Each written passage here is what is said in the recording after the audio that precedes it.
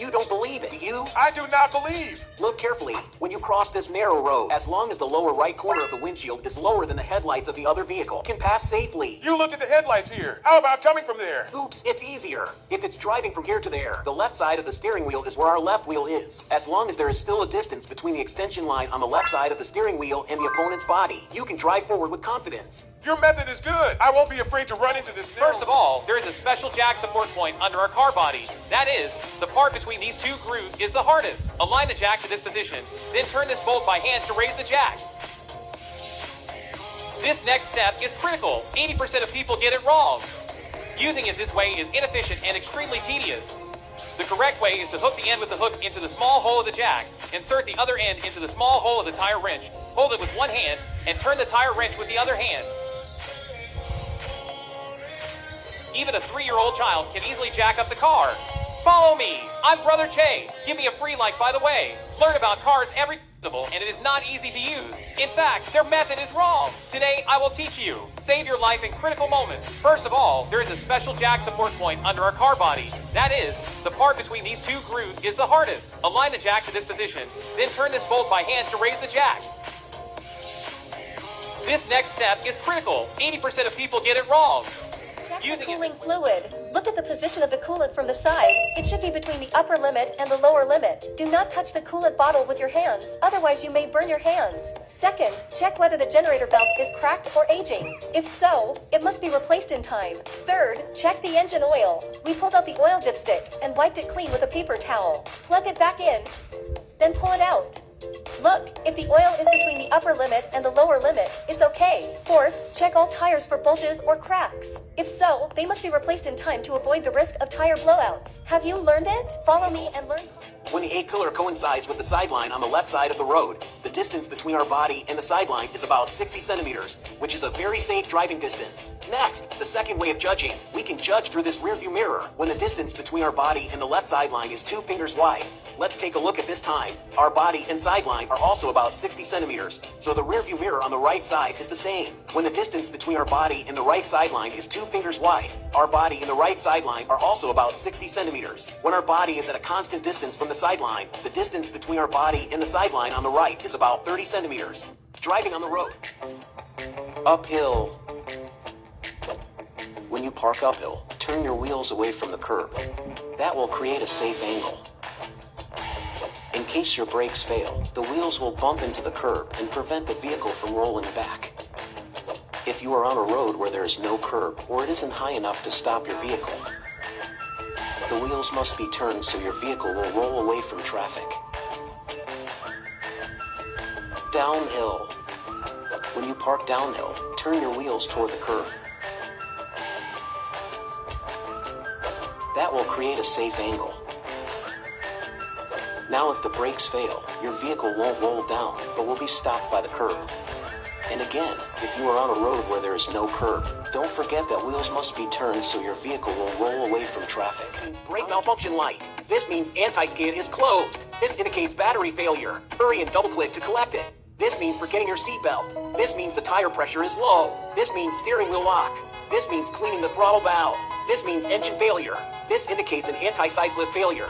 This indicates an anti-lock brake failure. This means brake malfunction light. This means anti-skid is closed. This indicates battery failure. Hurry and double-click to collect it. Scrape when driving, especially the last point. 99% of the people have suffered losses. First, when pulling over, keep an eye on the bone joint of the wiper and turn the direction slowly. When you see that the wiper knuckles coincide with the roadside curbs, return to the steering wheel. At this time, Check something wrong. He will give you a refund and pay 3 times the price.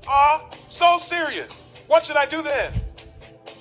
Let me help you take a look. First, many people are particularly afraid of buying a stock car. Teach you to identify. Open the passenger door. It has the date of manufacture of the vehicle. Do you see it? Domestic cars cannot be older than 3 months. Imported cars cannot be older than 6 months. Second, avoid buying an accident car. Let's look at the production date of the tire. That's the 4 digits. 2622 means that this tire was produced in the 26th week of 22. If the production date of the tire does not match the production date on the vehicle nameplate, that's most likely a tire change due to an accident. Third, avoid buying a test drive car. Let's pull out the oil dipstick to check the color of the oil. If the oil color is black, at the same time, the kilometer on the instrument is greater than 100 kilometers. Explain that it is a test drive vehicle we must not buy. Finally, avoid buying a wrecked car. Let's check the production date of the glass.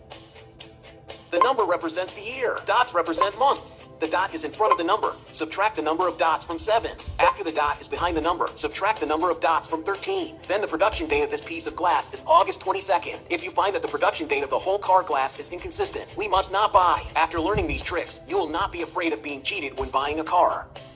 I am Brother Jay. Video with everyone. Don't forget to follow Advanceable for part 2 of this video. Never ignore these 7 lights on your car's display. First, Aladdin lamp means low oil. Second, the helicopter light means that the engine is faulty. Third, the exclamation mark light means you should immediately check the brake fluid. Fourth, the thermometer light means that coolant needs to be added. Fifth, the butt light means that tires are underinflated. Sixth, the dotted circle light means that the brake pads should be replaced. Seventh, the steering wheel light means that the power steering system is faulty. Save the video and share this important video. Yourself than you do on your job. See, it's not what you get by tricks. It's not what you get by demand. It's what you get by performance that counts. Performance comes from inside, not outside. If you want to be wealthy and happy the rest of your life, just learn this lesson well. Learn to work harder on yourself than you do on your job. See, it's not what you get by tricks. It's not what you get by demand. It's what you get by performance that counts. Performance comes from inside, not outside. Direction and persuasive teaching. They search for models to imitate, knowledge to acquire, things to do, and teachers to please. Parents and grandparents fill the role of teacher. So do siblings of the growing child. In this regard, I offer 4 simple suggestions for your consideration. 1, teach prayer. 2, inspire faith. 3, live truth. And 4, honor God. What is placed in the brain of the child during the first 8 years of his life is probably there to stay.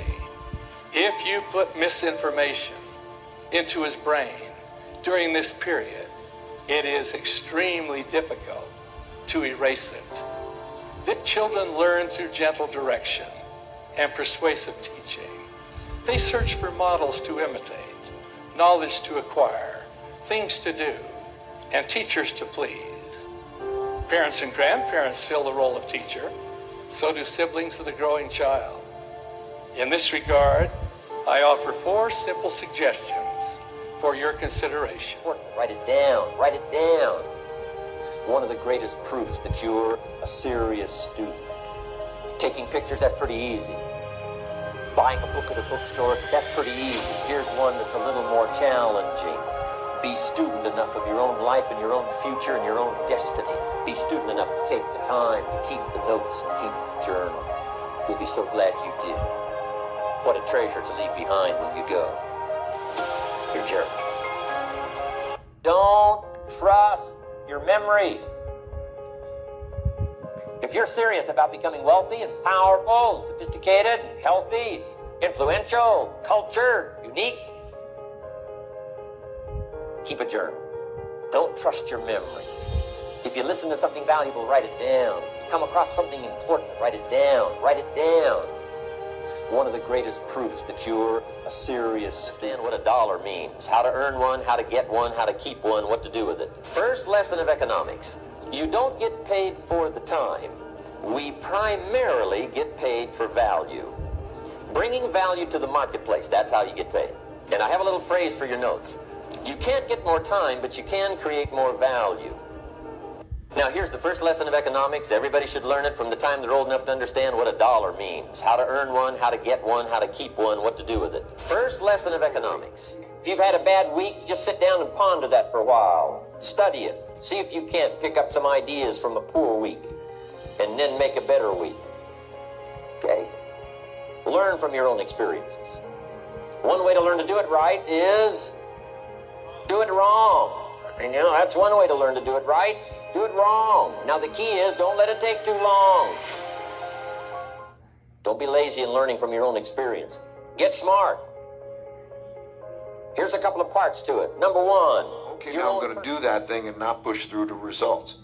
And if you could do that over and over, that's a formula for success. You only have to do those 5 things, you got the formula for success. Success is a 5-step process. First, you have to know what you're going after, your goals.